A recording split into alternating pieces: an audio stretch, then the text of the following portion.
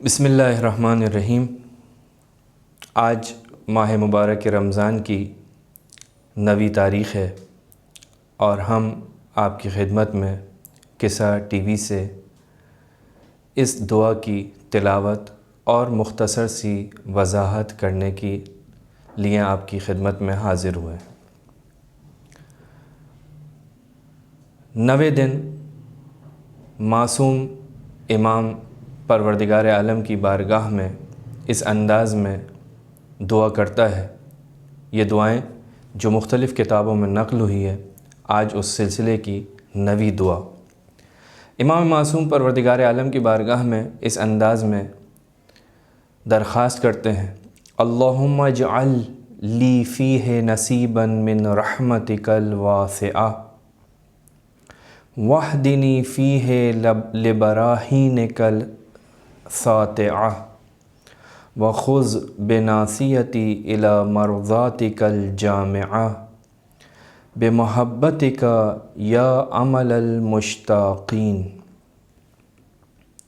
3 فقرات پر مشتمل یہ دعا، جس میں سب سے پہلے فقرے میں فرمایا: پروردگارہ، اپنی اس رحمت کو کہ جو ہر جگہ موجود ہے مجھے بہرمند ہونے کی توفیق عطا فرما۔ عزیزان محترم، اس کی رحمت کے آثار ہر جگہ موجود ہیں، جیسا کہ مولا متقیان بھی ارشاد فرماتے ہیں: اللہم انی اسألک برحمتک التی وسعت کل شیء۔ یقیناً اس کی رحمت نے پورے عالم کو، پوری کائنات کو اپنے احاطے میں لیا ہوا ہے، اور ساری کی ساری مخلوقات اس کی رحمت کے سائے میں اپنے اہداف و مقاصد کی طرف گامزن ہے۔ اگر انسان مومن ہو تو دنیا اور آخرت دونوں میں ہی اس پروردگار عالم کی رحمت سے بہرمند ہوتا ہے اور ہوگا، اور اگر یہ انسان کافر ہو تو اس کی رحمت صرف اور صرف اس دنیا کے اندر اس کے شامل حال ہوگی۔ بس پروردگار عالم کی رحمت 2 طرح کی ہیں، ایک رحمت عام، ایک رحمت خاص۔ رحمت عام وہ رحمت ہے کہ جو تمام کی تمام موجودات جس سے فیض اٹھاتی ہیں، فائدہ اٹھاتی ہیں، بہرمند ہوتی ہیں۔ اور رحمت خاص وہ رحمت ہے کہ جو صرف اور صرف مومن جس سے بہرمند ہوتا ہے۔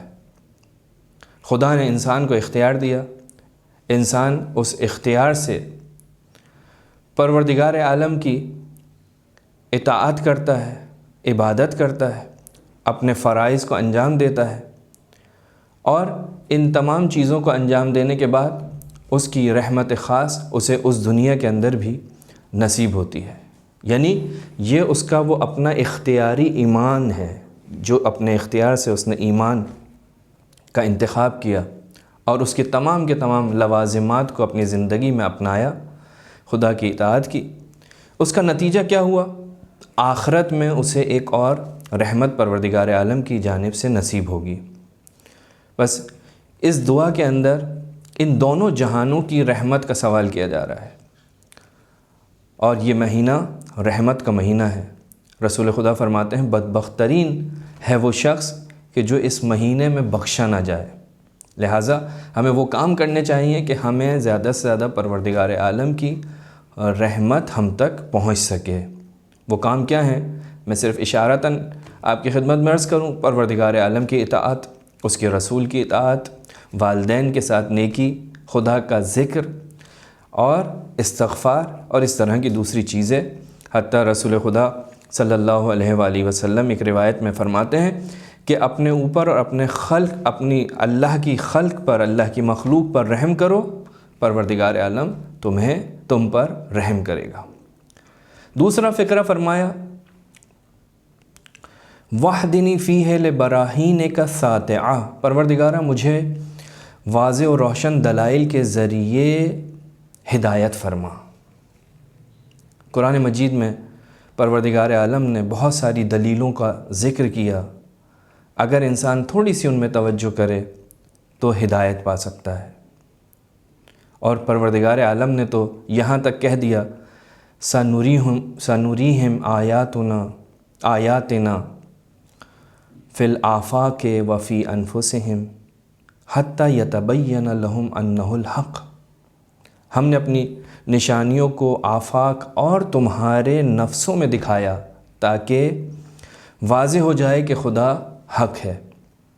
اگر کوئی اس کائنات میں یا اپنے نفس میں نگاہ کرے تو اس حقیقت تک پہنچ سکتا ہے، بشرط کہ غافل نہ ہو۔